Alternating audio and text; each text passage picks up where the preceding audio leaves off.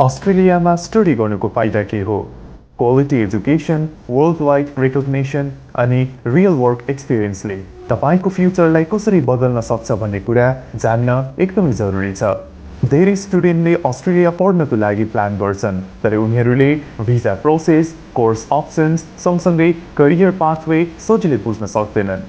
Visa process एकदमै complex हुन्छ अनि कोर्स सेलेक्सनमा पनि उनीहरू कन्फ्युज हुन्छन्। सँगसँगै कोर्स पढिसके पछाडि जब अपर्च्युनिटीको बारेमा पनि उनीहरूलाई त्यति नलेज हुँदैन र यदि प्लान राम्रोसँग गरेन भने टाइम, मनी अनि अपर्च्युनिटी सबै नै वेस्ट हुन्छ।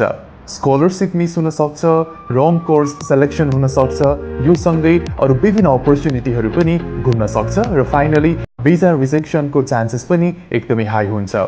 तर राइट गाइडेन्स, एक्सपर्ट एडभाइस अनि एकदमै ट्रस्टेड काउन्सिलिङ तपाईँले प्राप्त गर्नुभयो भने चाहिँ तपाईँको जर्नी एकदमै सजिलो पनि हुन्छ, राम्रो पनि हुन्छ।